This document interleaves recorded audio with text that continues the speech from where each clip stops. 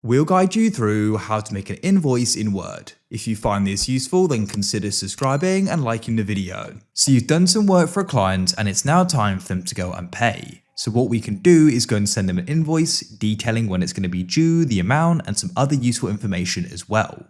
Doing this can take a bit of time in Word, so there's a much quicker way you can do it. You can click File in the top left and look in New, and you can go and press More Templates over to the right. Click in the search bar and you can go and type in invoice like so, and you can then go and see the different templates we could use.